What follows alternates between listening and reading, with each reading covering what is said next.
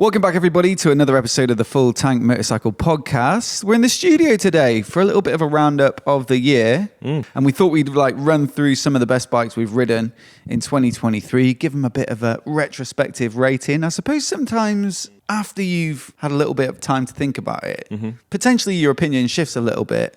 And you've also ridden other stuff afterwards that might make things feel a bit different, or where you'd advise people to spend their money. So maybe some slight changes in views on some of the bikes, some personal highlights as well. And then we'll round off today with 3 bikes, I think I said each. Yeah, you limited in terms it to 3. of what we're looking forward to riding in 2024. I might throw in some cheeky extras there just for the sake. Yeah, well, I saw your list. It was like 10 bikes. You just like riding bikes. Yeah, that's the secret. Full stop. Anyway, let's dive in. In January, nothing ever happens because it's too cold and too wet. And so I just sit in the studio and make lists of new bikes for the new year. So we'll jump in at February. And this trip, we landed in Dubai. United Arab Emirates. And then took a bus up to this unbelievable hotel. This was put on by Ducati. That was right at the top of a sort of craggy mountain thing in the desert. Yeah. And it had a winding road built up to the top, which I believe had been built by the guy who owned the land or the hotel, someone super well off, and had sort of built it to simulate or replicate what you kind of get in the Alps. So switchbacks, beautiful views. I've heard tell of it. I've seen people there doing it. I think it's meant to be one of the best, if you Google best driving roads in the world. It's well known. I think there's a few places, and obviously they want to promote it as well. So I've seen it in a few different places before you went over there, but it was definitely one of those trips where you look at it and go, that looks fun, Rob. It wasn't. Because look, you're going to be getting your tiny violin out. Yeah, go on. See how bad I feel for you in this. I got flown out to Dubai. Yeah, I went to Dubai. It's a lot of travel that for a short trip. Okay, yeah, fair enough. It was long haul flight, sleeping on the plane, then sitting on a transfer, quite a long transfer. You're getting a few notes out of this violin so far. Yeah, and then obviously then you just in a remote hotel for a few days. Yeah. And there was nothing to do around it. That. So it was fun, and but it felt intensely it is work.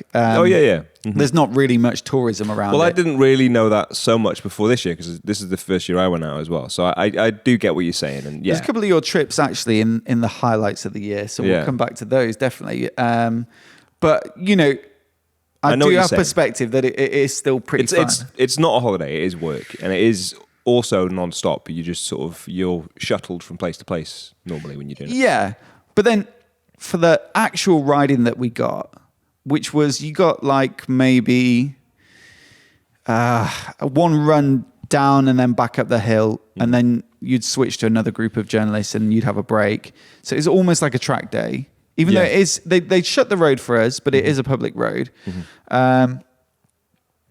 But it was effectively like a track day. It's ride really fast. And this was cool as well, the fact that you could ride a road bike on a public road, but it was shut, so there was no speed limit or anything. That's really cool. So you really could actually test what it could do. And it's the kind of bike that really has got some legs on it. Yeah, it's it feels more like the old V-twin 1260 Diavels felt more like a cruiser that was done in a Ducati style.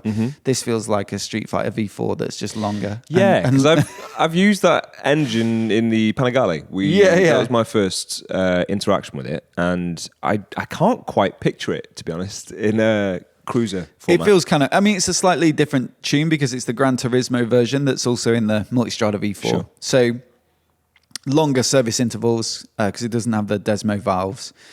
And a slightly more mid-rangey, torquey tune, but so if you rode it back to back with a Panigale, you might be like, oh, this feels very practical and usable. But versus any other bike, it's unbelievably revvy and powerful and quick. Yeah. So that was a super cool trip. And the riding, it felt like a lot of travel, and you were just kind of in the hotel, and there was not really any variety in that regard. But it was all absolutely worth it because the bike is just so spectacular to ride. And then we actually got a chance to do good riding as well. Yeah. Well, that makes a big difference. Yeah. Because almost always, like, you'll find with a press trip, the hotel is down near the sea somewhere or like in a town or something. Yeah. And then maybe half an hour away, there'll be some awesome roads. You probably experienced this. Yes. So you kind of get on the bike and you do a bit of motorway or town. Yeah, you've got to slog to get there a little bit. You get familiar with it. And I guess, like, is it nice to cut that out? I don't know. At least... I mean, to literally jump out of the hotel and be like, right, I'm on the track and just go straight out is pretty cool. And I'm not like the best... I mean, you know, all the other journalists that go and... or sort of social media kind of people... Certainly the journalist group, you know, are mainly from racing backgrounds. So a lot of them, yeah. It wasn't like, oh, we'll just roll out and have an easy run. It was competitive. It's smashing difficult. It's difficult, isn't it? I've always been comfortably towards the back end of the group, whatever it is, whenever I've had the chance to go out and do them. Yeah. It's and you just have to sort of not compete, really. Totally. You're never gonna win. Yeah. I mean, there is no winning, and even if there was, it wouldn't be me. No. But yeah, for I guess what I'm trying to get to here is it was a very pure, enjoyable experience. Sure. Yeah, so it was sort of you're like... doing yourself a disservice on the violins at the moment. You're bringing it back to pure jealousy of an amazing trip. No, it was like, it was very much, it's not your quick 1 or 2 hour flight down to Portugal or Spain. And then, you know, it was like, felt like a lot of travel for a relatively brief amount of riding, but the riding was like cordial of riding. Okay. It had been like condensed to the pure It was a jus. flavor. Yeah, it had been reduced in the pan. So that there was no trailing around on the motorway or whatever. It was just literally straight out there. They do it well. I mean, Ducati obviously do it well. And it's all about the context, right? Because they want you to be absolutely buzzing. They want you to have the best experience because then you're going to be in a more positive mood to really sort of like sell the bike. And that's really, you know, they want you there to show off the bike. They want to show off their new release. And they obviously want their journos in the best mood. So it sounds like they put on for that. Having said that though, so for your experience to sort of reflect on it now, for it to have matured in your head a little bit, do you still feel as excited with all the other bikes that you've ridden since then and everything else? I think it's pretty awesome. And so it still sits as a big memory in you? Yeah. Yeah, okay. Yeah. Good. That one... It looks like that kind of bike. I mean, the only bike that I would say is comparable in terms of... it's not comparable in terms of performance, but in terms of like being a statement and imposing and very... How would you say, like, the design of it is very emotive, isn't it? Like, it's a bike that's got like... It makes you feel something about it. Yeah, you're like, wow. Like, we were talking about the tail light earlier and how it's got like a sort of... they said Spider-Man. Yeah. Yeah, they were saying like, I think the old one, people likened it to like Batman's bike. And he was like, speaking to the design team that worked on it, and they were sort of like... because you did the event at the Gherkin. Exactly. And the thing that he said was, I love the fact that someone came to him, like they messaged him, being like, this is like Spider-Man's bike. And he's like, you know, I love that the people we're selling it to are finding things in our design that maybe even we didn't see. So yeah, the tail light on that is really nice looking. But hard to clean, I'm sure, but very nice. Yeah, looking. Yeah, exactly. There's nothing really been released since then that competes with it. Yeah. There's nothing that competes with it anyway, probably, but... I can't think of anything in its class. It's not. It stands alone, doesn't it? The Rocket is so much heavier and bigger that you wouldn't say. Actually, take on a to be handling. fair, so yeah, I can think of one thing close, I suppose. But that hasn't been updated or anything. So, and I haven't ridden one recently. So, but yeah, you wouldn't probably take that bike on like a handling course. No, Do you know it what handles I mean? better than it should. Yes. But it doesn't. I'm assuming it doesn't handle as not well like as a Diavel. No. I got a lot of questions in the comments saying, "How does it feel in terms of comfort?" And I suppose that's the one thing. You might buy a Diavel V4 if you've got plenty of cash and you really like the Ducati brand and the excitingness of it and all that sort of thing. But maybe a Street Fighter V4 is just not that comfy for you. And I've ridden it like earlier this year, the Street Fighter V4, and even though it is a naked, it's still quite like sporty. And so I get that. And what we didn't get to test, because we literally did these 20-minute runs, was just like, all right, if I went out on a Sunday for 4 hours in the summer, or longer, you know. Yeah. How does it feel after some time in the saddle? Because I believe the previous gen was a little bit firm, and you know the seat's quite firm. So couldn't really answer that question. But what an experience! I think is my summary. Gosh, that was a long way of saying. I started with the tiny violins, but in the end, it was excellent, and it was motorcycle riding cordial. Similarly in terms of the brand, the next bike I wanted to touch on, and this was filmed shortly after. 10 days later, I went up to Ducati's headquarters in the UK, let's say, at Silverstone, which we've both been to. There's a little bit more of you there later. To test out the new Ducati Monster SP. And in a February riding scenario, you couldn't have more contrast between being on a mountain in the desert and it was like 35 degrees to Silverstone. Instantly bring you back to ground, Oh, it was tough. And it kind of made me realize why they do these events. I think a lot of people look at it and say, well, obviously being flown out there and staying in a hotel, you're going to be slightly biased towards the bike or whatever. But fact of the matter is, to test a Monster SP on the road in the UK in February and actually have something of worth to say about it is quite difficult. It was cold. It was greasy. It was like residual salt on the road. You could see it in some of the photos we got back and video. You can see it on the tires, you know? Yeah, it probably gets baked onto the engine a little bit as well, right? It doesn't look great on the bike. And you're cold by the end of the day. You know, normally you ride all day and then film something or film at lunchtime. Yes. By the time I'd finished, I was just like, it doesn't really matter how you prepare or what you wear for it. It's, you get chilly by the end.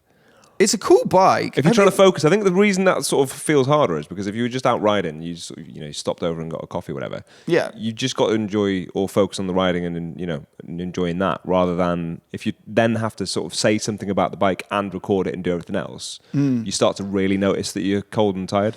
Yeah, it's when you stop, definitely. Yeah. Sure.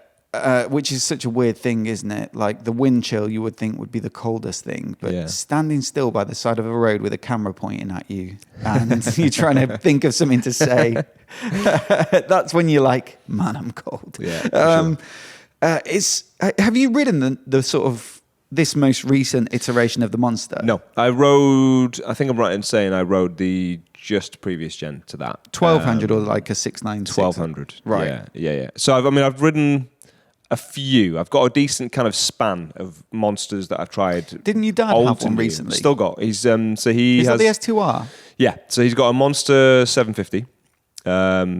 Way back, and then my brother bought a Monster S2R, which is now my dad's, which is one of my favorite bikes to ride. It's such a fun little thing. I mean, it feels so manageable. It's an absolute hoot. We took it to the Isle of Man. The 9? Or? 800 actually. So they do 1,000 and they do an 800. And it's the S2R because that's air cooled, not liquid cooled. The liquid cooled one was the S4R. Okay. And then they started to go into the more modern ones that you see now.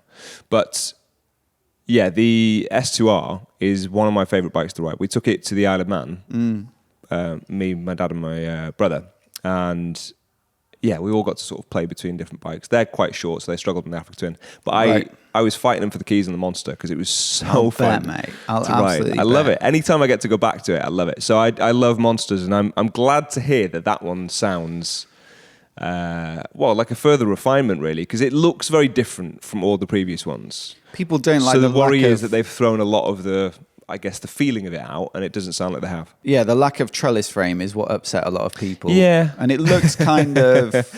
Also, the covers on the engines and stuff, the cylinder heads and stuff, they look very modern and less mechanical. It loses the thing that made it different from the other bikes in its class in terms of visually, the thing that made it different. So, and it's probably quite a rude comparison, but it looks somewhat similar to like a Suzuki Gladius or something not as exciting as that. Having said that, seeing it in the flesh, as we always say with any bike, and I'll say it again in this recording, I'm sure, but they always look better in the flesh. So I saw that when I went to Ducati. I forget what, I think I was picking up the Scrambler, and I actually really like the look of it. I love the fact they got the indicators in the frame. That's a really cool little thing. Ducati doing that sort of thing a lot nowadays, even with the Multistradas or, Panigales and Street Fighters. I think they always try and integrate those. It does look very nice. And the SP version, just with the Terminioni exhaust and I think the paint job, they say, is a little bit MotoGP inspired with the different shades of red. It all works pretty nicely. It's a good looking bike, but I do know what you mean. If you look too much, you can start to see a bit of Gladius or something. I think, there are probably much better comparisons, but that I think was one of the first things I thought of. This right now we've got it on screen, and I've just pulled up a picture of the 797, kind of fairly recent. Trellis frame, man. It just looks a bit more purposeful and like mechanical, raw a little bit. Yeah, and that's maybe what was... Like, it's got its bone structure on show. Yes. And obviously in that particular one, it's the white version. So it's a white tank, white body panels, but red frame. Yeah. It gives it something extra.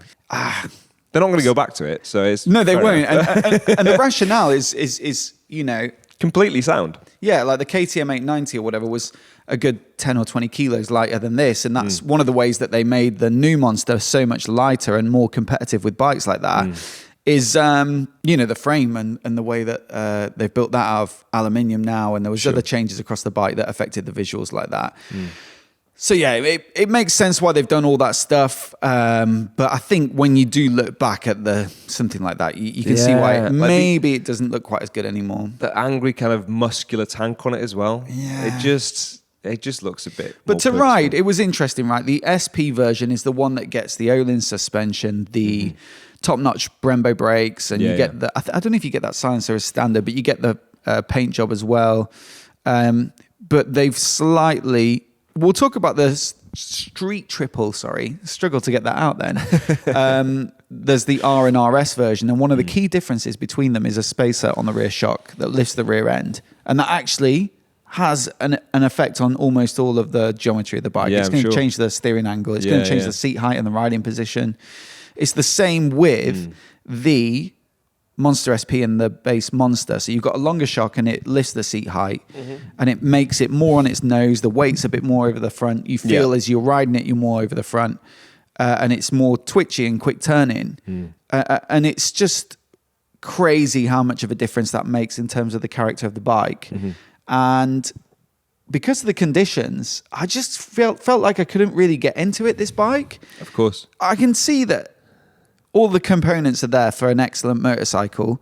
The engine's great and it's proven, and they use it in the Multistrada V2 and the Desert X and the Hyper Motard and the Supersport 950. So we know it's good, and it felt good as well, but you couldn't really properly lay it down. How could you? Yeah, exactly. You know that the components are all good. You know that Ducati aren't going to kind of mess up the handling massively either, given that they're using the great stuff and obviously their pedigree in terms of designing bikes that work in that way. But it just was the conditions, and that's why this was one of the instances where it really hit home that it is important for manufacturers to be able to guarantee the right conditions to get the full impression of the bike. 100%.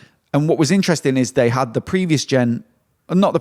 standard Monster, which was announced the year before, as a support bike. So the PR team that were with us, one of them was riding that bike to help us with to know where to stop for photos and things like that. And they didn't want us to focus on that bike because the whole event was geared around making sure that this bike got coverage, and that's what we're talking about. But I did ask for a little go on the standard Monster while we were waiting at the photo stops. And the way that it was sat down, and it was easy to get your feet down, but also just the way it handled. Just felt so much more right for the conditions, and I was going faster. Yeah, fair enough. Despite the simpler components, it was softer in the suspension as well. It just felt like it was sticking to the road more. Have you ridden the older Monsters? Nah. So that's exactly it with the S2R, right? And my dad says that it's gotten him and my brother out of a few scrapes in terms of the fact that it's so forgiving because the performance isn't on a knife edge. Right. But if the performance is ever on a knife edge and it's really sporty, and you can admire what that bike can do, but if it's going to go wrong, it's going to go wrong quick. And it's going to give you no kind of warning to bring it back. Whereas sometimes if there's like a comfortable amount of cushion, I suppose, in its performance, you can retain some of it. And that always makes me feel more confident. And that's one of the things I love about it. That's why I like the older ones. Yeah. As much as I can be impressed by this, and if you're going to go on a track, this is the obvious choice. But if you're going to go on the road in February, on a greasy road in February. I guess like my background isn't, years and years and years of racing from like junior level and all that kind of thing, or motocross, where you probably, all those disciplines, you're probably getting very familiar quite quickly with different suspension settings. And because they only had a couple of bikes, they did it over a week and it was like 2 journalists a day. And I was there with Neevesy from MCN, so extremely experienced. Yeah, very and we were talking about this fact, and he was like, to be honest, if you were road racing, let's say, and it was not a great day, it was a bit wet, he's like, that's sort of what you would do to make the bike easier to ride quickly, would be soften it up maybe and drop it in the rear. And so he's like, it makes sense that you kind of feel like that. Nice to have someone to explain stuff to you. Yeah, well, it's good because then you go, that's what I felt. Yeah. But I'm glad I've spoken to someone who really does know. Because I don't know. I could just be talking absolute bollocks. It was interesting because like I say, it's the same with the street triple RNRS. They have like 20 mil difference in terms of the shock. I think it really got me into, like, if a press bike doesn't feel right straight away, just starting to like get more into like changing preload or something to see if you can get it to sit a little bit. And then starting to play with damping and then reading more about that. So that's I think something that's probably actually really important for reviews. Or is it? Like, do people do that? That's the question, I suppose. I think the majority probably not. Yeah, I think most people leave it where it's middled out or whatever. So I do obviously test bikes in that way. But yeah, more so now I'd be tweaking and making sure that I'm like, okay, actually I found a setting that I really liked. But anyway, cool bike. It's just I'd probably like to have another go on it in the summer this year. I'd imagine your experience would be very different in different conditions, for absolutely. sure. Yeah. Now, onto a bike I really, really, really, really, really, really, really, really liked. Wow. Honestly. Okay. I just had a coffee, sorry. Yeah. That's probably why I got stuck on loop. Very excited about that one. I was going to hit you to move you on. The Aprilia RS 660, which wasn't really a 2023 bike, but quite frankly, they were very, very hard to get hold of. Yes. Number one, because I don't necessarily have such a good direct line to the press team there, although that's improved this year. But also, like, if I wanted to take one from a dealer, we work with Fowlers in Bristol. They stock Aprilias. They were just selling out. It was really hard to get hold of an Aprilia RS 660. For anyone not familiar, it's a parallel twin sports bike. It's got all the looks of an RS V4 or something. Sure. But in a very tempting package that's like, I mean, I think the RRP is 10.5 grand, but you can always get a discount at an Aprilia dealer. They're always like 9.5 or 9 for a brand new one. This was from Superbike Factory at Donington. They had one in stock and I was like, yes, I've been waiting to get hold of one of these. This is going to be awesome. And so I borrowed that one. I think that was sub 9 grand and it had like a few thousand miles on it. What a phenomenal bike for that amount of money if you want a sports bike for the road. I think the crucial thing about this bike that makes it so good is that it isn't watered down in the way that a Ninja 650 is. It's not stripped back in terms of electronics. It's not placid in terms of the engine. It's a lively, fun engine. It's got, the cockpit feels like a racy sports bike. It's got all the settings and, it's got the pizzazz it needs as well, like the hardware, the braking, the suspension. It's not top level, but it's good. But it's got enough trinkets to make you stop a little bit. Yeah, so it feels like a proper sports bike. The riding position is, for me, probably the most comfortable sports bike I've ridden. Because it's got the slight raise to the bars as well. They're kind of clip-ons, but not. Like, it's got that kind of feel. With a Ninja 650, that has that as well, but the bum is far forward as well. And so I just felt like I couldn't get into it. Okay. You can't. So that one, you would lean slightly further back so you can hug in a bit tighter, is that what you're saying? You can't. On the Ninja? Oh, no, I mean on this one. Oh, right. So the seat, is it a little bit further back from the bars so you can lean down a little bit more? Is that what you're saying? Whereas I felt like there was... Is the Ninja your setup? I don't know. There was just something that was right about it. And I think perhaps it's the ability to scooch your butt further back. The seat's higher as well, even though the bars are higher. Yeah. But it was like with the Ninja 650, if you're the bars are up and back. So if you just want to sit and ride like a naked bike, you're upright. Right. If you want to tuck forward, then the bars become very close to you. And so then you're like, So well, you've I'll got move my elbow and bum ribs. back to make more room to get down. Yeah. But there's a step in the seat, of course. Yeah. And you can't get any further back. So Yeah, you yeah. end up like tucked in Visually, like this that. is great. If there's ever a reason to watch the podcast rather than listen On to YouTube it, rather than- yeah. have a little look at the position. Well, whereas this bike, I don't know, it didn't feel like all my weight was on my wrist. It didn't feel uncomfortable. But then when you go a bit quicker, I didn't feel squashed either. They just nailed it. So Yeah, ergonomics are a big thing. Do you know what? And also, like, fascinatingly difficult. Yeah, good frame to stop on. That explains it. But like, there's no one size fits all. We're all different shapes and sizes. To make something that does fit as many people as possible. is incredibly hard to do. So it's always impressive if they can do it. The rider triangle, which is the relationship between the pegs, the bars, and the seat, makes a triangle. And the shape of that triangle gives you some idea of what it's going to be like to ride. So the gap between the bars and seat is obviously going to, and the height is going to relate to how upright you're sat or I've how never seen this before. low and laid out you are. The gap between the seat and the pegs is going to give you an idea of leg room. I've never really thought that much about the relationship between the bars and the pegs. I kind of think you're mainly pivoting around the seat. That's pretty much the pivot point. But what they're showing here from the Aprilia press materials is that a Super Sport would be flatter and you would be more stretched out and low. A real sports touring bike, I don't think they have one in their lineup, but they're probably thinking of something like the Kawasaki Ninja 1000 SX or something, would be more sat up and canted back. And essentially what they've done with this bike is just made it halfway between the two. I'd love to see the Africa Twin or like Surf Adventure bike. It'd just be a rectangle. It looks... just sat straight up. No, I've never seen that before. I like that. That does kind of explain it to me, especially the Super Sport. The line that obviously you would be taking with your body there is flat. Yeah, it's interesting to see that. I mean, because you know how that feels, but to actually see it visually represented is quite interesting. Thanks, mate. I mean, that was a pure coincidence that popped up on screen, but perfect timing. But I get what you mean. I get what you're saying. I'd like to try it. It's a bike that I'm interested to. I would experience. Wholeheartedly recommend it. I know, and I've heard that from a lot of people, which is why I'm just to sample it.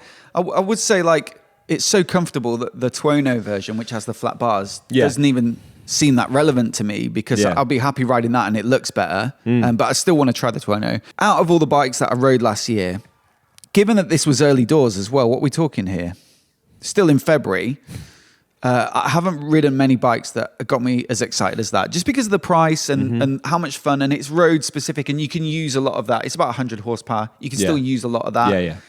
And if I didn't have a constant rolling stock of press bikes, again, whip out your violins. I've got them on standby for anything you say. This would be up there with something I'd consider buying. If I wanted... I get that. Something that was fun, looked cool. I mean, this is... I'm saying if I wanted something that... doesn't everybody want these things? Fun, looks cool, not crazy expensive, not crazy expensive to insure probably versus the V4 version. Sure. It ticks all the boxes for me. Loved it. I have to say, same for me, and that's why I'm very interested, to try them. Mate, we'll have to make that happen this year. We'll like, to get you on stuff, I'm always like, what sort of two-bike test can we... R7. That and an R7 is a good test. Yeah, I mean, any day I'd pick the Aprilia. Cool. I've already concluded. Yeah, there but you go. maybe Tuono versus RS 660. Is it actually relevant, the Tuono? Moving on, though, we've got the... street triple that I talked about. This was Jerez. That's how you pronounce it. Sure. On the track for the first day on the Street Triple RS. And then Street Triple R on the road the next day. And again, a lot of people said on the road, we got to ride just the RS on the track. On the road, we rode the R model, which is slightly more affordable, slightly more chilled out in the geometry, lower seat, lower spec components.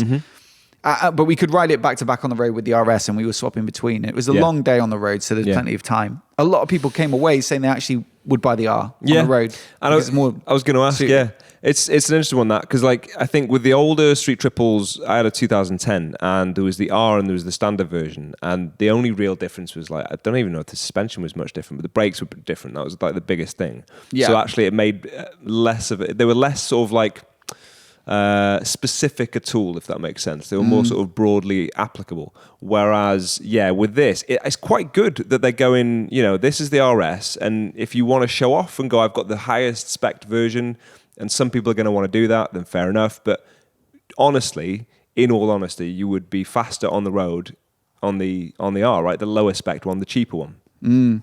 It's pretty punchy as well now. Quite the tool for what you're going to do, really. If you're going to go on the track a lot, go for the RS, but... It's 130 PS now, the RS, and I think the R is still 120, so pretty much 120 horsepower. Yeah. So like, although there's that extra bit at the top when you've really got it revving, still for the R, it's a lot of power, and probably enough for the, if you majority road and then on the track, exactly.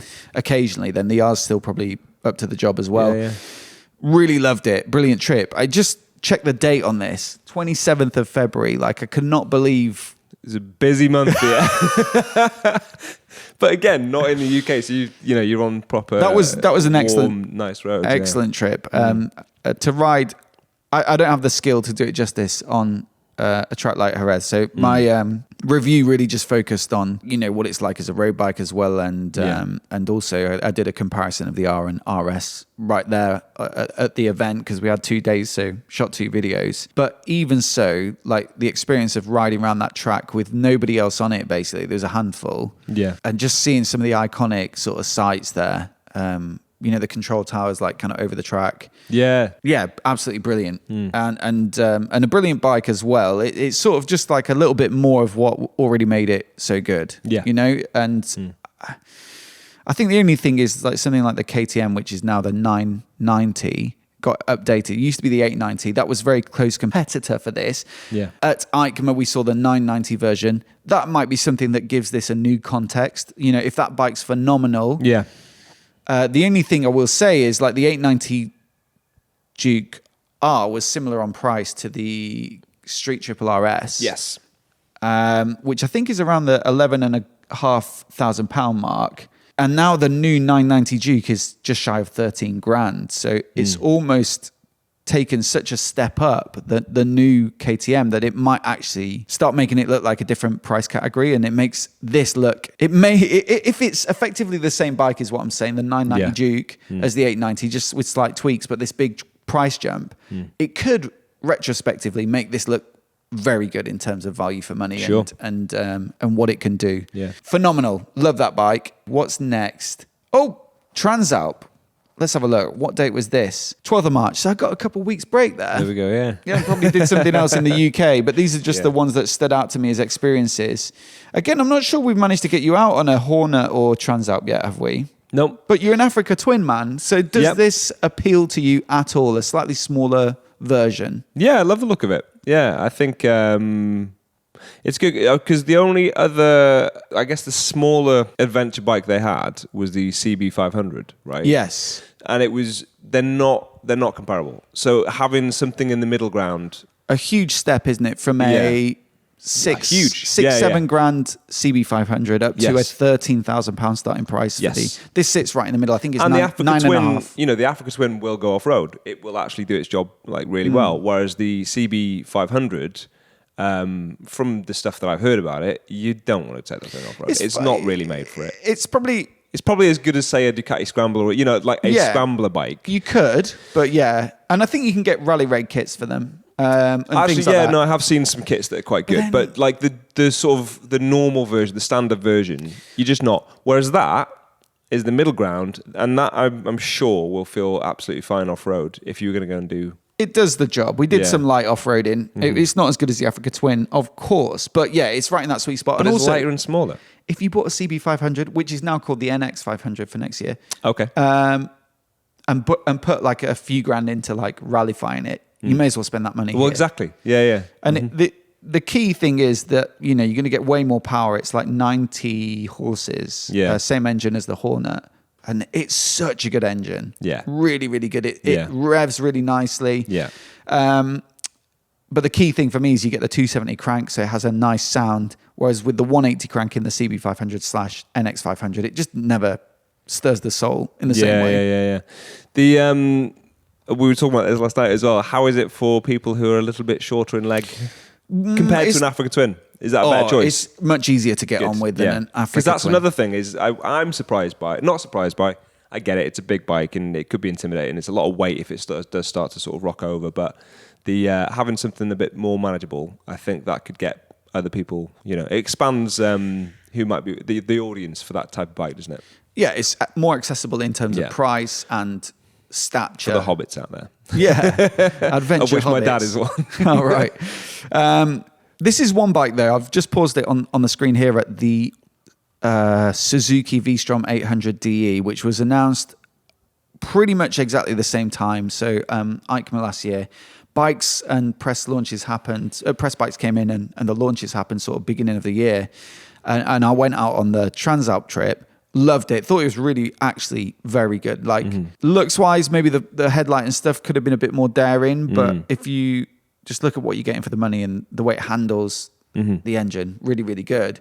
But this competitor was always in the background, and it took me a long time to actually get on one of these. I think it was maybe September, October by the time I rode one. And looking at the spec sheet, you might think, well, just get the Transalp because it's lighter, I think, by about 20 kilos, and it's about 10 horsepower more powerful. And so a lot of the facts and figures like that on first glances look like that Honda had a big advantage. But I would say, having ridden this now, the engine is better than that suggests. It's more torquey, I think, and has it's really balanced. So it's like very smooth, and the throttle delivery is really smooth and just perfectly done, and it's really pleasant to ride. And maybe a little bit more off-road focused. I think it might sit taller. Right. It's sort of a bike I really liked because, weirdly, it's the closest thing I've ridden for a while to my Tiger 800 XCA. Okay. Even though it's a twin and that's a triple, it's so smooth, but it's still got that big adventure bike feel. The proportions look somewhat similar as well. I get that. I'd recently ridden my Tiger a lot. Jumped on this and I was like, this feels extremely familiar. Similar seat height, similar cockpit size. Both 800s, both very smooth, which makes them nice on the road. But of course, you've got the big 21-inch front, long suspension, has similar handling characteristics that aren't necessarily brilliant for the road, but a versatile bike, good comfort levels. It does get a small windscreen, and we've seen that the new RE version, which we checked out at Motorcycle Live, has a much bigger windscreen, right? So maybe wind protection isn't that good, but it does change the context for the Transalp. I think this makes me think you have to ride both and choose the one that you prefer. It's not a hard recommend for either. And if you like highlighter yellow, do you? Then you've only really got one choice, haven't you? You got to go for the Suzuki. What do you think? I'm going to leave that on the table. I don't want to. No, I'll tell you, I hate it. Really? No, no. Actually, I don't know if I do hate it. I was just being stupid. It's not what I'd buy. You wouldn't buy the yellow one. I do quite like. I mean, there is something to be said. I do quite like if a brand takes a really sort of bold stance in terms of design, then it has to be admired. There is a black one, and I think maybe another color option for that. But get wrapped. The Transalp does look rather tempting with the gold rims, red, white, and blue. Yeah, I've seen some really nice designs and sort of styles on that. Yeah, it's a tough one. I agree. I think you would have to try both of them. You really, really would, and just see which one's either better value for you or which one you prefer the style of. But I think either way you'd be happy. Now, moving on, we will get to some Tim-based action soon. But this was another trip on the BMW R1250R and RS, which got a mild update for that 2023 model year. And then we also had a day on the track riding the S1000RR. What can we say about this? Was there also an option to go around with, was it Hickman that was there? Was it right? I don't know whether I sort of misinterpreted this. I wanted to know whether it was go round with him, as in sit on the back and he'll take you around, or go round and follow him. What was the option? Did you have to hug him? So, because you said that to me, and I was like, hell yeah, I do that. Can you imagine? I mean, quickly on the bikes, the R and RS, the R and RS on the road are actually really quite pleasant. That's all I got to say about them, really. Yeah. You Oh, really? No, like if you characterless or well, if you want a GS, but you just like it's way too tall and big. Have a look at those, because they obviously give you the same engine character, the same electronics package, or a lot of it. They've always kind of appealed to me, to be honest. I looked for a while in our 1200. The Boxer just doesn't give me like any sort of like stirrings though. Yeah. It's just like through the gears. Yeah, some people fine. have the noise and stuff, and I'm like, it doesn't really do anything for me. Having said that, when I borrowed the R9T for a longer loan, gotta say, man, like that bike grew on me a lot. Well, the R9T has a bit more of that air The whole package works really well. Yeah, whereas that is it's the liquid cool. Like, sure. Some and people really like modern. a smooth bike, though. Some people love just a bike doing stuff. Totally understand that. Respect that wholeheartedly. But yeah, I just didn't come away from those feeling like I get why they sell and I get why you might buy one. And certainly that kind of like if you like the idea of a GS, but are just like too tall and I don't do any off-roading. Yeah. The RS is actually quite a good option. Yeah. It's quite comfy. Yeah. And then the R, I don't know. It's kind of like a naked bike that is quite refined, I suppose. It's not got the bonkers kind of Super Duke or S1000R attitude. Yeah. The day on the track, we got to ride the S1000RR. It was actually the dealer event, so they invite a few people from their dealers around the UK out there to get familiar with the new bikes for the new model year, so that when they're selling them to customers, they can give them proper advice. I've ridden it on track, and actually, you want to get this pack or like for your particular taste or use case. And so they invited a few social media people. Oh, I wish I had a better word for that, because it's not influencers. People's fine. Social media people's long there, innit? We know what you mean. They did a separate press launch for real journalists. And then for people who just do YouTube and Instagram, they invited us out later. And so we were sort of mixed in with the guys from the dealers in these track sessions. They were also testing that F900R Cup bike while we were there. So that was tearing around. But basically it was the S1000RR. And you would just go out, do a few laps, come back in, and then mingle in the sort of pit lane for a bit. And then and each time you went out, there'd be a different famous rider leading each group. Okay. And I think there was, so we did get to follow some, but they were riding at 10% of what they're possible. Of course they were. Maybe less. And while everyone's otherwise you wouldn't see them. Yeah. You can go out and ride with this person. And you're they've gone. I think one of our sessions was led by Peter Hickman. I see. So it was led. So you could have gone out on the route that was led by him, or the session that was led. The session. I did that. I'm pretty sure I did that, but I was just like flailing around, behind, and a couple of people were keeping up with him while he's like looking back, and people like tucked in, probably checking his phone as he honest. So untaxed by the experience, I'm sure. But then there was the option to ride the cup bikes, and there was the option to I think have a one-on-one session where you followed him, right? And he would give you tips. Okay. And there was the option. They had an S1000XR, the sports tourer. Okay. Similar engine to this, just detuned, but like quite upright, tall. And you could go out on the back with some of the back. That's cool. Some of the other. There's some of the older sort of racers. I don't. Okay. Mate, I'm not massively into it, so I don't know all the. No. To be fair, I only know a cursory amount. It's But I said no because I spent all morning doing sessions. You're working, to be honest. And then I was like, well, I have to get a video. No, I get that. To pay for the trip. Completely get it. But there was a couple of people were like, you're not going to go out for another session with this famous person or that famous person. I was like, well, I need to go and film a video. So I moved the bike down the pit lane and spent 2-3 hours shooting a little bit of impressions about what it's like to ride as somebody who's relatively unskilled.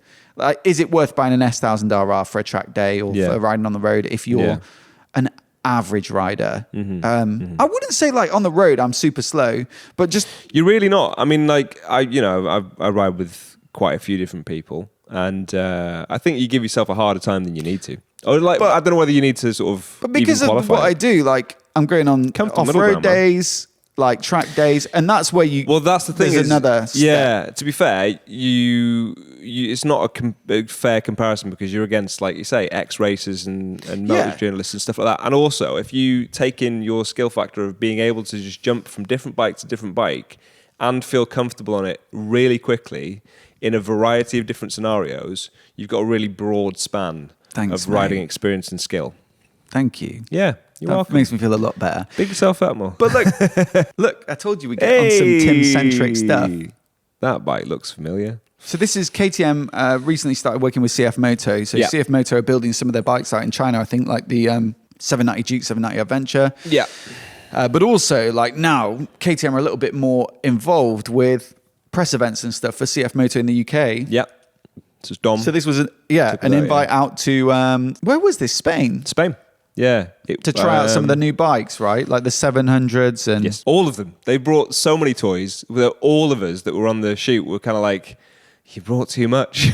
Yeah. I can't focus what on... am I meant to... I can't make 15 different videos. So, and there weren't... I don't think it was even dealers where it would make more sense, right? Because if you're going to... Sample everything. Exactly. But for us, when you need to get a video out of it or a couple of videos out of it, it made more sense to just sort of focus on two. So we actually picked two to focus on ourselves, which was the 700s. Yes. Which actually is 3 different bikes, but 700 and the 800, which is more like the 790 Adventure. So the 700 we looked at was the CLX. It's a bit of like a retro scrambler, but looks kind of modern. Yes. And then also the 800 MT is like their, like you say, a 790 Adventure. It's got its own visual style very much, but yeah, quite pretty actually. Yeah, middleweight adventure bike. I mean, like, what I would love to get from you is just I think the reason they had so many bikes. Sorry, I'm struggling to get my words out there. Is that they wanted to, because it was new to them to kind of set up this press event. I think it was more to give an overall impression of what the CFMOTO range was like. Sure. And so, like, that would be interesting to know. And it was also... What were your expectations, I suppose? That they were going to be a bit cheapy? Fair to middling. Yeah, exactly. I guess that there was going to be... they weren't going to be as refined. There was going to be some sort of like rough edges. I think actually having all those bikes, as much as, I say it was a lot, it was too much to fit into 2 days if you wanted to focus on them. But if you were using them as a benchmark, it was really useful to see their progression. Right. And the improvements, very quick improvements between models and between their company development. So if you went from, I think they had a 300 upwards. I think it was a 300 was the smallest. Yeah. So from the 300 up to the 800, which was their biggest. And that's one of the things that there's quite a few Chinese brands, but they don't do large capacity bikes. So this is a bit of a rare breed. And the improvements up to the 700, which is the point at which I would meet the brand and go, yep, I'd buy one of these. And then the 800 even, and I know obviously it's a more expensive bike, so you would expect it to be better finished. Any brand would do that, right? You've got your flagship bikes, and I guess that's their flagship. But yeah, the improvement, the step up. Yeah. It was like watching the progression of man. You see from crawling on all fours up to sort of standing vertical. They're like maybe a step away from fully vertical human beings. Well, did you see the new 450 and that's MT? the thing. And that's so it was the impressive, it's like watching the development of AI. It was like the speed of it was if you were another bike brand, would be concerning, to be honest. Because from going and having, 125s up to now an 800, and now their next generation, the stuff they were announcing at EICMA, when obviously watching through your videos, they're, mate, they are a contender now. Genuinely, they're a contender. And it's a bike, it's a brand that I would consider. This, I mean, we'll get onto our picks for 2024, at the end, but... and I don't think I'd considered this, but actually coming away from EICMA, it was one of the bikes I was most excited about. It's the 450 MT, which basically looks like a baby Tenere. It's got everything. It's what people have been asking for. More affordable, smaller capacity, lighter adventure bikes that you can therefore off-road and not worry too much if they get a bit of damage on them. And there's a few that are like close but not quite, like the 390 Adventure. Yeah. You go, it's great. but it's not good. It's not as good as it should be off-road. Yeah. And you really could have gone hard on that. You could have made this a purpose machine. And I think it would have landed better as well if they had. I think there might be something in the works like that. I think they probably will. Some spy shots. But it takes a brand to do it first. Yeah. And see the reaction and how quick they might sell. And I really do think they'll do well for other brands to go, oh my God, we need to jump on this. And I'm really hoping someone just needs to break cover and do it.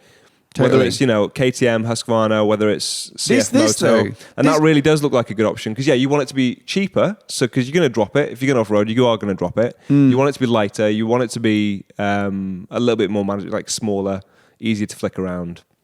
I can't see all of the things that become, I suppose, like contentious points or difficult issues in the comments of the Adventure Bikes review. Like things like, it doesn't have spoke wheels, or it doesn't have the right wheel sizes, or it doesn't have even like folding foot controls so that when you drop it, they don't get bent. Yeah. It feels like they've just thought of everything. The subframe is bolt-on so that if it gets damaged, you can just swap it.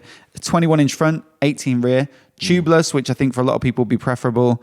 So you got the right choice of adventure tires, good ground clearance. It's got a baby bash guard there, but you can probably fit more protection. Tall suspension, good suspension from KYB. Yeah. Grippy foot pegs with removable rubbers.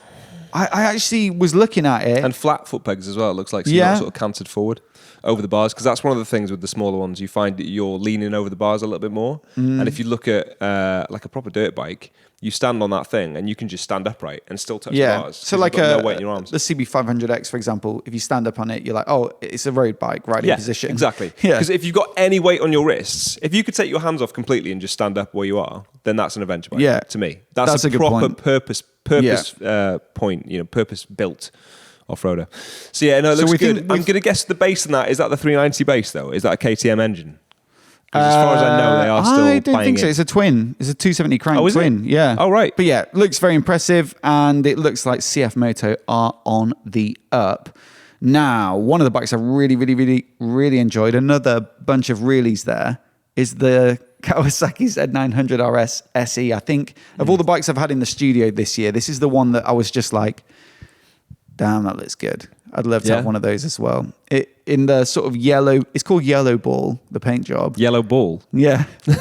Okay. I say in the video, it sounds like a medical condition. But I think it's meant to be like a yellow pool ball color. Like it's that real, like it's not metallic. It's like let's go with that. It is the right color for it. Gold rims, gold suspension. It's the SE, so it gets the Olin shock. I love the Z900RS anyway, but the SE just, in terms of finish and also the quality of the ride, and it gets better brakes and stuff, is just a step up. Still got the choppy throttle. Right. On off the throttle, it's very, and I think you can solve that a little bit with a remap or a booster plug or things like that. I just wish you didn't have to, that'd be the one thing.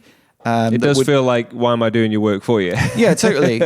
But definitely stands out as a highlight of the year. And I think between that and the Speed Twin, they're the retros that I'd recommend if you want a bit of fun, but that have really good kind of old school looks.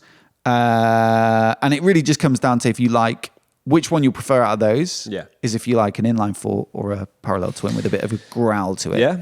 What would you go? What would I go? Oh, mate, I think I'm settling into twins again. I do. I love it's been a while since I've had a 4-cylinder, to be honest. And when I've owned them, I've loved them as well. So maybe it's just that I'm less recency bias. Yeah, like exactly. The thing that you've most recently, I did like the Z900. You have tried the older one as well. Is that one much different from like the standard version?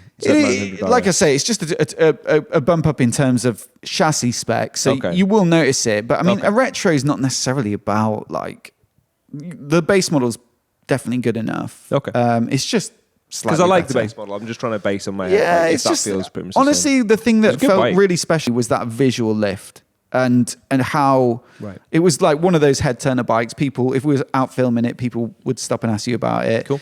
And also just every time I came in, if I had it in the studio for a few days, every time you come in the office, you just like, wow, switch the lights on and have a good look at it. So I think it definitely does in that regard. I don't know. Also, if I was buying one and it's like, $1 or $2 grand more, it's hard to resist the top spec. Sure. Very cool though. But moving on to another retro and another Tim solo expedition. Oh yeah, that one. Okay, yeah, because we took them out as well from Ducati. No, you went to, was this Barcelona or somewhere? No, it wasn't. It was the same actual place as the CFMOTO one. Same hotel? Not same hotel, but same roads. I love Ducati. I really do love Ducati. And I love the Monsters. And for me, the Scrambler always felt quite similar to. I mean, it is a similar base anyway, so it should feel similar. Yeah. And this one, obviously having owned one, I rode it for, I think I had that one for about a year. Previous gen? Yeah, previous gen. It was nice. It felt instantly familiar. It's not, even though it is more refined, and they've been over the whole bike. I remember them saying like they'd changed something stupid, like 90% of the bike was new, but obviously they're small refinements, right? When they say that. They changed everything and made it the same. Yeah. It's completely new. The biggest difference, if you want the really quick summary, the throttle feels better. Right? Okay. The delivery feels better. Interesting. We because talked about it's electronically managed now. With the Kawasaki, so that's a cable throttle, I believe, even on the most recent ones. Okay. Whereas with the Scrambler Icon, going from yours, which was cable throttle. Yeah, and again, a lot of people were like, you can fix it with these like small tweaks, right? Put on a I don't want to do that though. If I'm buying a new bike, I want it to be good. No, make it. Yeah. Why am I doing that? If it exists, fix it yourself. So, but having said that, when I owned it, I didn't feel a massive problem with that. The only time I noticed it was when I was doing, riding through a city or commuting, and you're having to stop and start for traffic lights loads. Yeah, you're like, okay, it could do with being a little bit smoother, and you're having to tease the clutch a lot more. But when you're on it, right, you went and borrowed it, giggling to yourself through the GoPro, right, having a blast, because it's great that it feels on off, because you're like out of a corner, just fire off, and it's a modest amount of power, so you feel like you can almost full throttle it. There's like a big group of there's a fairly prominent mentality amongst motorcyclists, certainly in the comments on YouTube videos as well, of like it was better a few years ago in terms of like maybe ABS is a good thing, but you don't need loads of riding modes, you don't need loads of traction control settings, especially on smaller capacity bikes. You don't need your phone hooked up to it. Yeah. Mm-hmm. And I think some of those riders that are in that mindset, and I'm not necessarily against that. I do believe that there's something very pure about going out on a simple bike and just switching off from anything digital. Like that is what's really good about it. Yeah. I also love tech, so I'm kind of in the middle, but I'm not maybe disagreeing with that. But part of that, I believe I've seen in the comments, is that some riders prefer a cable throttle to a ride-by-wire throttle, which they say maybe is less haptic. It's less like maybe less feedback from I it. agree if it's a bad ride-by-wire. Yes. But if it's been managed really well, and I've tried them, I think probably one of the best examples, maybe the G310 from BMW, where you do it and there is a delay. You can feel a delay from it. I think it was the G310. And it was really loose as well. That was another thing. Yeah. So Interesting. You don't get the same, the sort of feel. It was the first one that came out, and they might have improved it since then for me. I remember riding the F800, the BMW F800, but they had like a sports tourer. Is it like ST or something? And I remember going on a bumpy bit of motorway and just being like on the like throttle, because I wasn't used to it, and I was like, there's so little resistance in the super light, too light. Yeah, I mean, like so you don't want it to ruin your grip or anything, but you want some feedback, which is where a cable throttle you do get that. But if it's done really well, then in essence, if you like a simple stripped back feeling bike, but you want a little bit of tech focus, then I think with the Scrambler you can have your cake and eat it. Genuinely, I think that's a little of both, and that's what I loved about it, is it just feels simple and pure, and it's with like that's such a core part of the riding experience, isn't it? Throttle delivery, and if that's improved, that's worth way more than all like phone connectivity and stuff like that. Fundamentally, every time you use the bike, you're going to feel that. And there was, I think it was Dominica on the day was asking me, like, okay, so the question is, you had one, right? Would you have upgraded yours for this one? Or if you were buying one now, would you buy the new one over the old one? And I said, yeah, without question. Like, because it does feel better. And there was people on the day, in fact, there was someone there that actually owned it at the time, had one. And he was saying, no, I think they're the same. It's like, there's not much. Yeah. But for me, I mean, like, and again, it's different people. He's not a connoisseur like you, clearly. Yeah, let's go with that. That's just someone who sees it as two wheels and an engine. That's but how does it make you feel though, mate? And if you think about that, it's probably worth it. And I think it looks better as well. I like the fact that you can very easily change the panels, which you couldn't do on the old one. I mean, you could change the panels, but it was a lot harder to do. It seemed simple, but it wasn't that simple. So the fact that you can customize that a little bit more is a nice thing. I think it does look better. And I really like that. And as we were saying before about if you were on the fence with the Monster and you think the Monster is a little bit too maybe sharp and unforgiving, if you want the older Monster feel, then you have this. That's what that is there to do. And my dad rode mine as well and agreed with me. He's like, yep, feels like a Monster. Like it feels like an older Ducati Monster. So really forgiving. It's so unintimidating. You can really chuck it into a corner and have fun. Anything changed in your perspective on this bike, given you've had time for the thoughts to mature? No. Just like a good cheese. Yeah, no, this is still a good cheese. Okay. Excellent. We then move on to, what month are we in here? April. And this is the Honda CL500 Scrambler launch. So it's like a little Scrambler looking bike that's built on the Rebel 500 platform. We just talked about the Honda CB500X. Yes. Same engine as that. So didn't get a massive good vibe from the vibes, you know, the sound of the engine with the 180 crank. It's just such a big thing for me now. I'm just like... Yeah, it is a real sticking point for you, isn't it? The 180. Yeah, I just... 180 crank. 180. It just feels... 270, come on, soulful. Everyone. Yeah. 270s. I don't understand how difficult that is. Like, is it really difficult to change that? I don't know. Or is it more reliable? Is it a simpler format?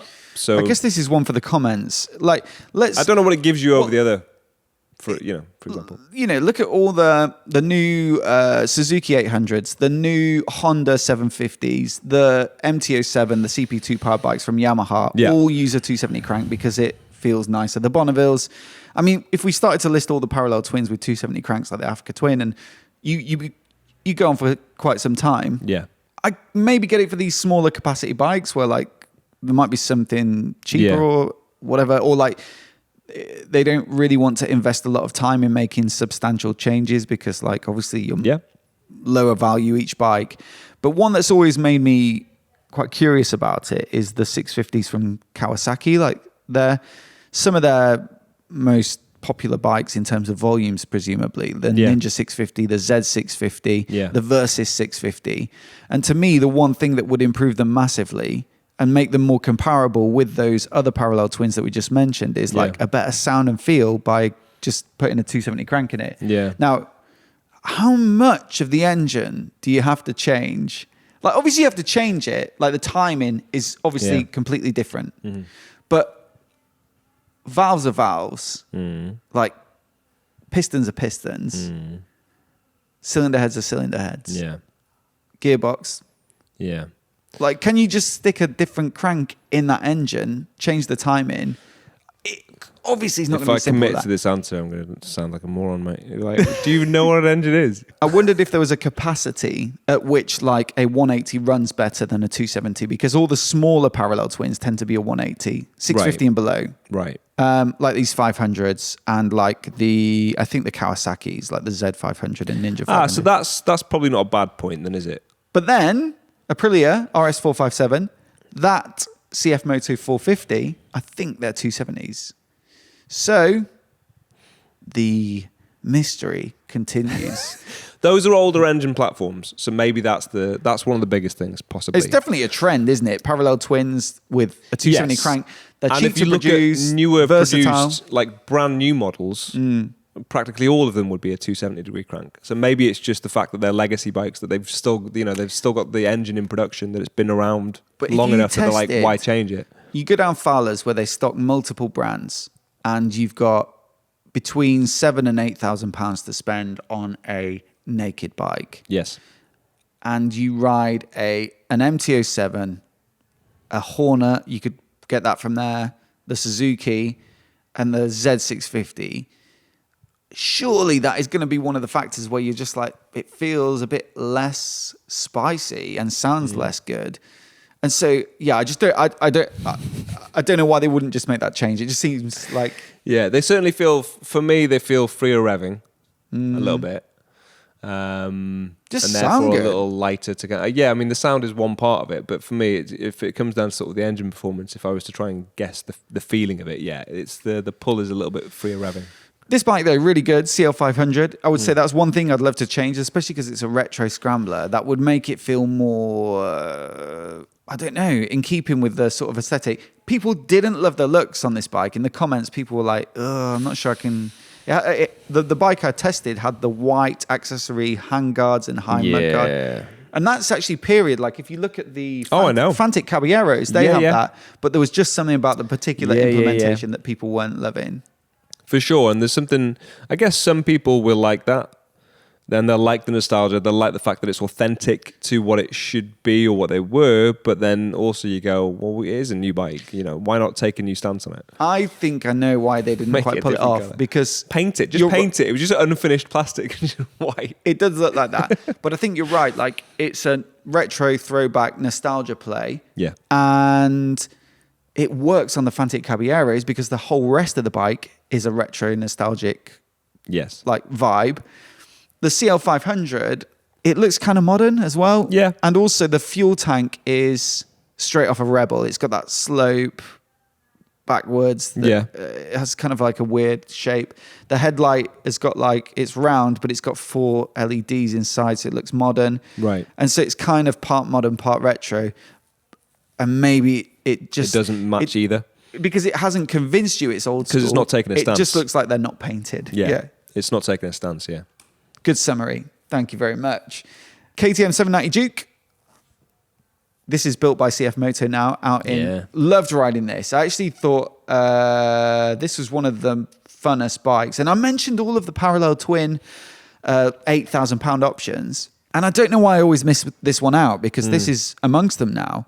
It's much more affordable than previous, 890 Duke because of the way it's built and also like a little bit of probably the spec is built to a price, but it's pretty much the same as the 790 Duke that came before it. Basically, 790 Duke became the 890 Duke. Yes. They dropped this. Yes. Then they brought it back, but built out in China by CFMOTO. And then I saw the previous gen from a few years ago, 790 Duke at Superbike Factory, where they had all the used bikes lined up. You wouldn't know it side by side. They look exactly the same. There's no cheap budget components on it. So it's really impressive. Super fast, super fun. I think maybe the reason I put it in a different category than those other bikes is because it feels more sporty and serious. And so less of a beginner bike, more of a like crazy. I would agree with that. Yeah, because I did ride the first generation or the first release of that, and it was really fun. I compared that to the Street Triple, and I think they play really well together.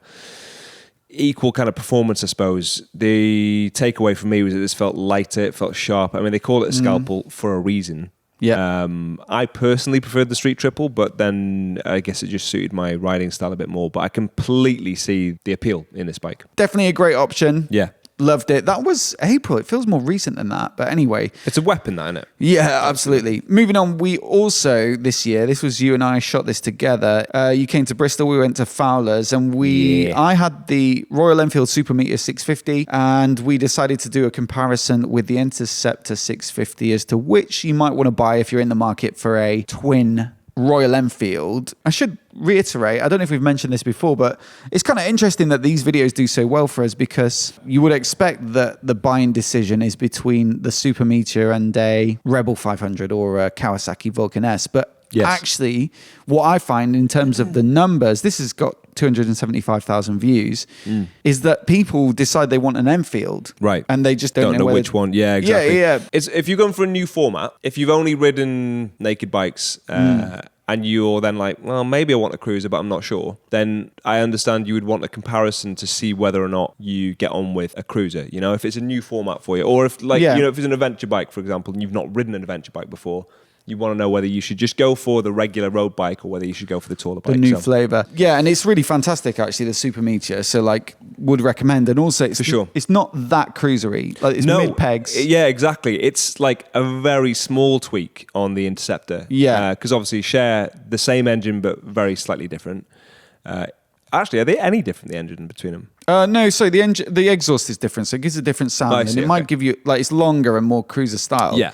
But yeah, the riding position wasn't night and day, was it? Not hugely. Really? I tell you one of the weird things from this, and I still remember, I don't know whether you checked the fact on it, but whether it had more travel on the Super Meteor we found. I believe so, on the shocks. Which is weird as hell. Yeah. The Cruiser had slightly more travel.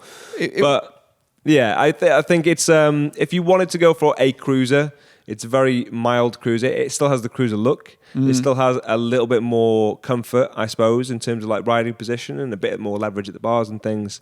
And I compared these recently, actually. I took 2 of them out from our place as well. And yeah, it's a good option. Either one's a good option. It's not like, you don't feel like your bum's scraping on the floor, do you? And not at all. It's sort of... and your legs aren't like full forward, but equally... And the bars aren't really high, or... Yeah. It's sort of like a very usable riding position, and it hasn't gone fully for sort of style over comfort and substance. So sure, really enjoyed shooting this one, and both good options. But I think that was one that maybe I came away from thinking the Super Meteor might be the one that tempts me. Yeah. Even though normally I would go for the standard retro. It's a tough one, that, but I think I said this on the day. If I was using it in a town more, then I'd probably go the Super Meteor between them. Yeah, and also the level of finish and just slightly more refined. Yes, like upside down forks with those beautiful yokes and headlight brackets and things like that really does give it a lift. And then soon after that, another highlight of the year in terms of the bikes as well, we were at Ducati again in much better weather than for the Monster SP. This was June. It was a lovely day actually, and we did a comparison off the back of the Ducati Scrambler launch of like the 3 bikes in the lineup. So previously there was so many options. Desert Sled, just the Icon Scrambler 800. They had a Nightshift type thing. They had a full throttle. They had a Cafe Racer at some point. Yeah. They had the Dark Edition, which was like of the Icon, which was the most affordable because it had black paint and simpler hardware and stuff. Yeah. They've really slimmed it down, so there's only 3 bikes. Yeah, massively. So, you got the Icon, you got the Full Throttle, which looks a little more flat track inspired with like louder paint. It looks a bit like the Monster SP actually, with the Terminioni exhaust and stuff. And then the Nightshift, is it still? Yeah. With the blue paint, brown seat, bit more retro inspired, bar end mirrors, spoked wheels. And yeah, just back to back rode them all day, and then picked the one we liked, and that was very enjoyable. I think they're all nice bikes, but what I now feel like, and this has changed with time, is that they're actually all pretty similar.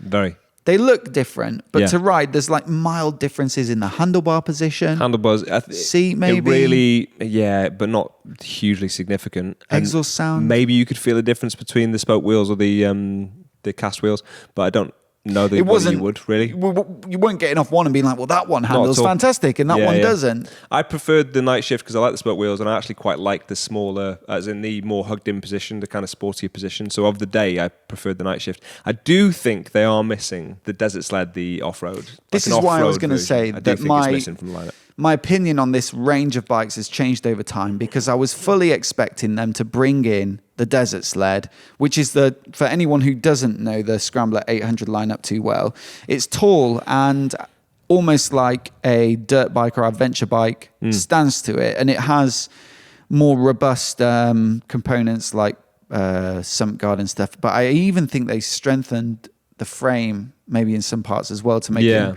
And it was like one of the few retro bikes that genuinely looked like it could do some off-roady stuff. And so it gave a little bit of variety in the lineup. And it just looked super cool.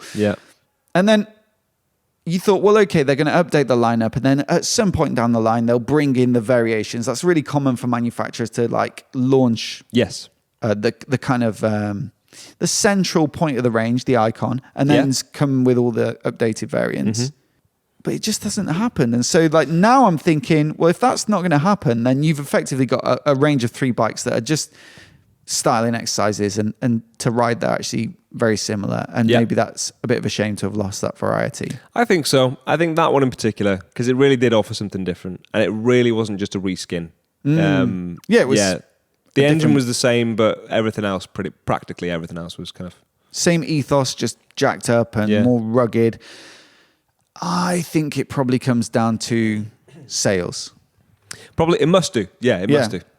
Which, it's all well and good as being like, oh no, you should keep that bike. And I'm sure a lot of people sort of have that opinion. Yeah. But when it comes to put your money where your mouth is, if people aren't buying it, I wonder if it's actually too tall for a lot of people because they want like a retro.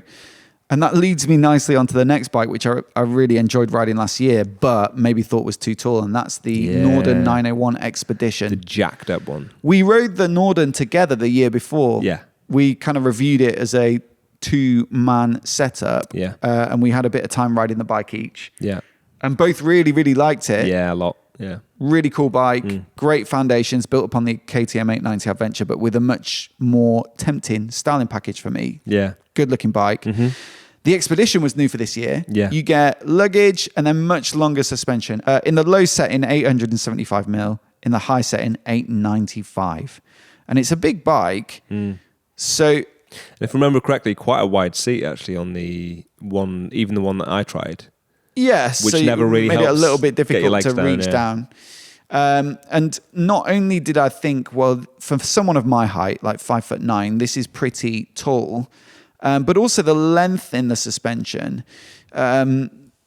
affected the handling in that, like, I felt like the center of gravity of the bike is quite high up, and if you're genuinely going to off-road it, perhaps it's a good choice. Oh, for sure. But I think it looks bling. It's got a different paint job. It's got some accessories. Like, my conclusion from that experience of having that for a couple of weeks was, if you're looking for an adventure bike that you're going to ride on the road, and I personally have no issue with that. Like, I know people are like, what's the point in buying an adventure bike? But they're brilliant road bikes because they're comfortable, versatile, practical, fast.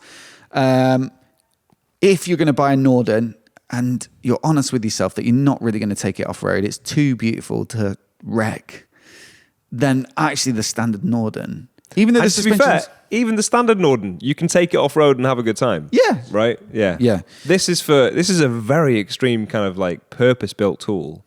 Yeah. Maybe a little bit too niche. They launched it in South Africa, and they did like these long rally kind of routes where it was like gravel roads, and you're at decent speed, so you need that clearance and travel so that you can just like properly motor and soak it all up.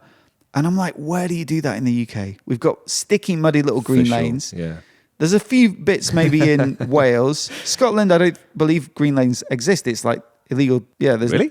Yeah. No way. Okay. Maybe Salisbury Plain, where it's like military training. So there's these long, but you've got to go on a day when you get a parade coming through. Well, you've got people shooting at you. Yeah, exciting. You've got to research the times basically, and where you can go there is based but upon maybe what's you want happening. to go when it's happening, so it's like a Hollywood film, just getting chased by tanks. I think you're not probably going to get chased by a tank. Probably You'll arrested. just get bollocked by someone who's in the army. And you'll be like, I wish I came on a different day. All right, so you're saying I shouldn't go down there. Fair enough. Maybe you could do it there, but like, I just think the standard Norden floated my boat. The only thing that made it a shame to choose, the standard Norden, is the paint job on the Expedition is beautiful. That is nice. Really nice blue. Not gonna lie, yeah. It's got the sort of topographical contour lines in the graphics and really gives it a lift. So enjoyed that. One thing that I also wanted to cover off was having the Goldwing this year for a few months. We're lucky enough to get one as like a mid to long. We had the regular DCT without the top box. Again, big highlight of the year for me was riding that around and just enjoying having it in the studio. Like I was saying with the Z900RS SE, you come in and you're like, wow, what an impressive bike. I think. Well, if I didn't see that one, I've seen a Goldwing in the studio before, and when you walk in under the lights, you're kind of like, that does look cool. That's trick, very cool. Is it one of those bikes as well that gets a lot of questions? Because that is one of the metrics that we go out and like. There's just some bikes where you can't really predict it often. No, but you'll just get people being like, "Oh, nice bike, mate," or "Is that what bike is that?" But the Goldwing seems like that type of bike, right? Where people definitely, are they calling it the wrong name as well? Normally that's the thing as well. Call what the wrong name? Just bikes in general. They'll come over and like pretend like they know about it. Yeah. Actually just... Oh yeah. Yeah. So I would say the Goldwing of all bikes that I've borrowed, and certainly the Tour version with the top box looks even bigger and more impressive, is one that will attract non-bikers, casuals into a conversation because it's just a talking point. But ultimately, you know, it's not just a novelty. Like fundamentally, that is just such a good bike to ride. The flat six, the smoothness makes it perfect for touring and miles. I did one long trip that I remember up the motorway, and just it has the Tour screen on it, which is taller and it's electric. You put it right up. It was above my head pretty much, like the top of the screen, and you're just cosseted. Honestly, on the motorway, you just don't notice a thing in terms of wind. So absolutely fantastic. And every time I borrow one, because it's been a few times now that I've ridden it, just think it's better and better. And I'm yet to ride a touring bike. You know, I've tried this year as well some of the big Harleys and big Indians, which do a sort of more Americanized take on that sort of format really well. But then you jump back on a Goldwing. In fact, one of the videos I've got to edit is a Road Glide, which is one of the big Harleys, versus the Goldwing. It was so heavy and cumbersome. Even moving it around outside Superbike Factory where I shot that, I was scared of like even touching the Harley. It was so heavy. Whereas the Goldwing feels quite manageable, but still has every bit as much comfort, if not more. So they've kind of nailed it. Right, I'm going to rattle through some of these bikes a little quicker because I want to get to the 2024 bikes. But other highlights of the year included when I did a walk around of the new Speed 400 and Scrambler 400 from Triumph. I haven't ridden it yet. I'm really trying to get hold of one. The interest in those bikes is massive. Obviously, a lot of it coming from India where they're going to be produced and where smaller bikes like that are going to be more popular anyway. But still, the response to those bikes and the way they've made them look is super exciting. And I think at that price point as well, $5,000 for the road one, 5.5 for the Scrambler. Got to be a highlight of the year. I also shot a video that was like MT-07 versus MT-09 versus MT-10 at a Yamaha press day. Got to ride all the MT bikes back to back. One of my favorite days of the year because the MT-07 is brilliant. The MT-09 is maybe my favorite naked road bike. MT-10 hadn't ridden one before, but I've always loved the sound of the R1 crossplane inline 4. Came away thinking the MT-09 is the sweet spot. The MT-10 is overpowered and heavier as well. Like it feels bigger and heavier. Lower though. Yeah, but the MT-09 just feels... I preferred the MT-10. On UK roads, for me, I was like, this is more threadable. I've not ridden the MT. Mine are quite a few generations back, but MT-07 I haven't ridden. MT-09 I have. Didn't particularly like it. Thought the suspension was a little vague for me. The MT-10, to be fair, it was the SP, but I preferred the MT-10 because it was a little bit lower, less lanky. The suspension obviously felt tighter because it is better suspension. Quite cushy as well. I thought the MT-10 was comfortable. Yeah, I found it more comfortable, I think. I preferred the MT-10, but interesting. Probably overpowered though.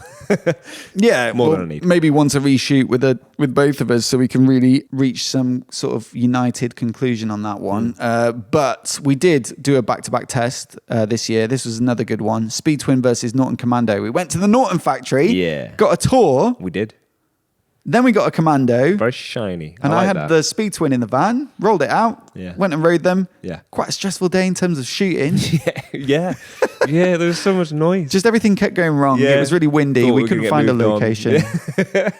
That was a stressful shoot. Like actually filming it was stressful, but riding the bikes was good. But the tour of the factory looks super impressive. I loved that. Really big takeaway there. There was some really nice little toys they've got in there for precision engineering. I'm sure all of them have it, but obviously that's the first one I've seen. The stories I've heard of the old factory before they've been taken over by TVS as well is like it was just an office room with some tools in it and just some bikes on stands. Had a nice vibe as well. Like people, it genuinely felt like a happy environment as well. Yeah, and nice. It's the money they've put into it. It is very modern, very clean, very, like you say, lots of impressive equipment and a good vibe around the place. And so I just thought it was great to see them on the up. Whatever you think of their past, which is horrendous. Checkered. I just hope like the bikes are cool and interesting and unusual and They are unique. Like you can't probably say there's another bike like riding the Commando on the market. No. And then definitely the sound. Like the sound of it is very unique. It stands alone in that regard. And from that day, I preferred the handling on the Norton. You did. I prefer the Speed Twin, didn't I? Gosh, we never really agree on these things. Next bike up there, one that we massively agreed on was the V100 Mandello from Moto Guzzi. Yeah. Loved it. Yeah. Everything that's good about Moto Guzzi, of which, we've already said on the podcast many a time that Tim's a big fan, owned a few, three, yeah. A V9, a V7, and a Grezzo.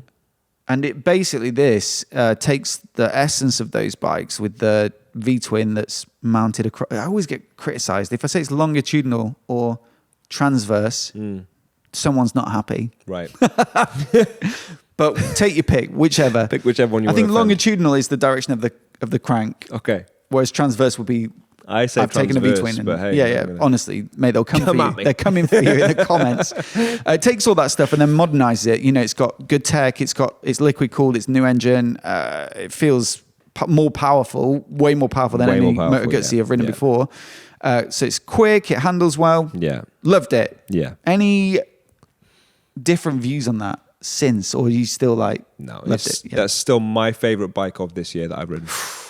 And I don't know if I picked bear one. in mind, I don't know what month we were riding that in, but it was not that good weather. No, it was August. It was kind of cold and greasy. It was a terrible summer this year. It was rubbish. June, July was really Rubbish. hot. Yeah. August was cold. It was, and but wet. it was also, went out and it was greasy. It just wasn't, it's not where, again, you want to be pushing the envelope in terms of how you're riding a bike. But, I want to get that on a dry day. That's, Yes, we'll have another go on, Sticks with on that, hopefully.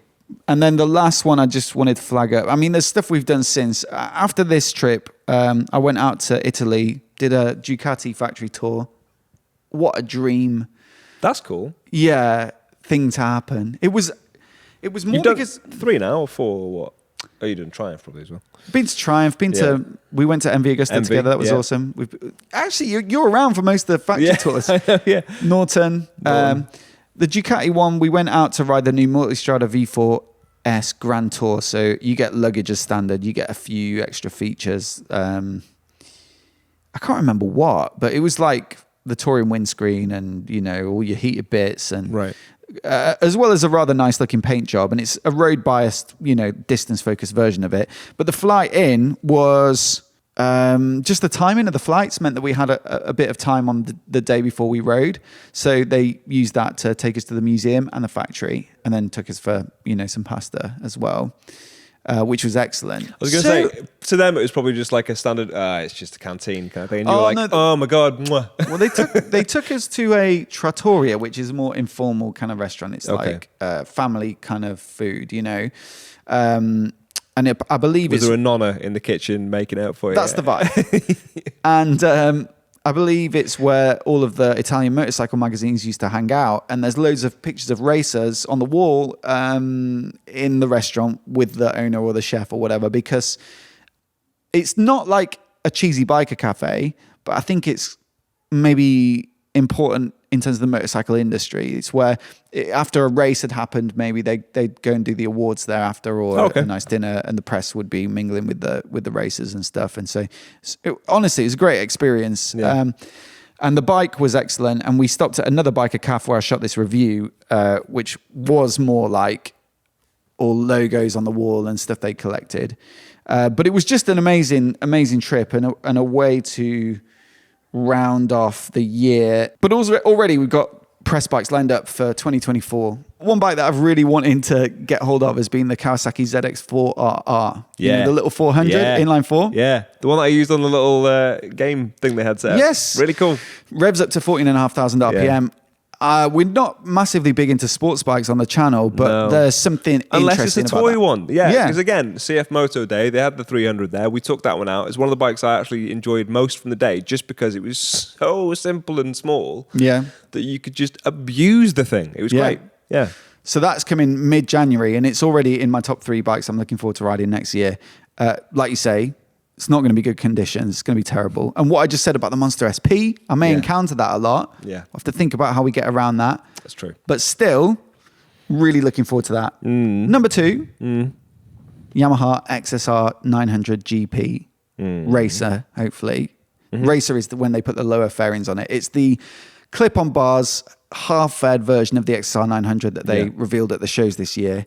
And in the same way that the Z900RS SE was a spectacular thing to look at, a nice thing to be around for a few weeks, but also still fun to ride, I think that's going to tick all those boxes as well. And ultimately, I started YouTube because I love retro bikes. Like, that's what I used to cover all the time. And that's what you and I used to talk about all the time. I broadened it out because it became a live-in. But what gets me really excited is a great-looking bike that has some kind of classic lines. I do love modern bikes. And it's not. I'm not saying that is purely a business pursuit to cover those bikes, because I love everything now. But if I could borrow a certain genre of bike, and let's say someone was like, you can only cover one genre of bike now. Yes, I'd feel most comfortable talking about retros. That's number 2. Right. Number 3. Oh, I know this is really boring. But the 1300 GS, like, I've been trying to get hold of one as quickly as possible. Well, it's not boring. I mean, it's a new leap for the. It's a huge change. That's it. And I just think there's loads of things to say about it. You know, the old one was brilliant. And in terms of just enjoying riding it, having lots to talk about from a content perspective, just makes that sound like a great all-round couple of weeks for me, as long as I get the weather. 5 minutes left on the memory card on the camera, so rapid fire. It's been a long one. It's like a New Year's special. True. So you want my list? I want your top 3 bikes you're looking forward to riding this year. Boom. Let's go out there real quick. So for me, yes, BMW R12. Yes, sir. That was nearly on mine. New format, right? And seeing it at the show, I was very excited because I like the R9T. Bigger engine, fair enough. Didn't feel like it needed more power, whatever. But the fact that it is like a little bit lower, sleeker, I'm just fascinated to see how that actually responds and how it is usable on the road. I think it's going to be a great bike to ride, but I want it to meet my expectations. The next one for me is the Royal Enfield Himalayan, because I like the idea. It's new model. It's new ground for Royal Enfield. The fact that it is a liquid cooled single now, and it has, I think, almost double the power of the previous version. And we took the previous version off-road. It was great having something that small. Maybe, a little bit more power would have been good, but ultimately you can still get the arse end to kick out. So it has enough power to break traction. This one's got, I think, an appropriate amount of power to have a really great time off-road with it, and great proportions for it and stuff like that. So it looks like a massive step up in terms of what it can do. But that's a step up from what, being able to walk, jogging, walking speed. It wasn't. It's fine. The old Himalayan. It does a job. Exactly. Budget friendly. It's an old workhorse. I got to say, I'm looking forward to trying this bike as well. What I want from it, I think ultimately what I want from it, like I said previously, is a KTM 390 Adventure that feels more at home off-road than the 390 Adventure. And it looks, that's what I want. I'd say maybe looks a bit better as well than a 390 I think so. Adventure. Yeah, to my eye. And number 3? Number 3 is, I mean, I'd like to put 2 in there, but I'm going to say Moto Morini in general. Yeah. The Milano will be the one that and like we said, right, we like the classic silhouette of a bike, and that has more of that shape. It's not a Bonneville shape, but it is more of a classic looking bike. More like an Italian take on that, and you can see how it's got some of the design history of Moto Morini woven in, but quite modern. I mean, to throw in a bonus, their adventure one as well, is it the X Cape 1200? Yeah, that is another same one. engine. Yeah, exactly, and that's the point. That is the point. Is obviously being Chinese owned now, aren't they? Or, so some of their smaller capacity bikes are pretty modest, right? Whereas the Moto Morini that I had experience with, I think it was 2 actually that I tried, and it was the Milano, was the old 1200 engine, which really didn't feel like anything else I've tried. It was really unique, and I can't wait for you to try that because I want to know what you think of it as well. But for me, I loved my day on that bike when I took it out up near Chester. I'm guessing some mild 1200 Monster vibes from it, perhaps. A bit. And that's the only thing I can compare it to as well, because it's a twin, it's a 1200. I was like, okay, so it's a monster. Like there is another equivalent from Italy that I can compare this to. And I got on it and I was like, impress me. And it did, because it really didn't feel like a monster. And I thought it's going to be... Similar-ish then, but with its own flavour. Yeah, really. Yeah, properly. And I was told that it was like, it feels like a cross between a twin and a triple. Like it's revier than you'd expect from a twin, blah, blah, all the same sort of stuff you hear from people when they're really trying to sell you on a bike or a platform or format. And I was like, yeah, we'll see. And I got on it. I was like, oh, do you know what? You're bang on. Yeah, you're right. It is. It's somewhere between a twin and a triple. Yeah. You've bookended the episode quite nicely. I'm conscious we're going to run out of time on the camera. But, from 1200 Monster references earlier, all the way up to... Hey, right? Yeah, well done, mate. Seamless. Isn't that like good storytelling, apparently, when you just say the thing you said at the beginning at the end? So thank you for that, because I wouldn't have got there. Many thanks, everyone, for listening. Hope you have a great new year. Hopefully this will be out in time. Or hope you did have a great new year if we can't edit this monster-long podcast in time. We'll be back soon. Let us know in the comments what your favourite bikes for the new year are, and if there's any you're going to go and demo. Otherwise, catch you soon. Yep.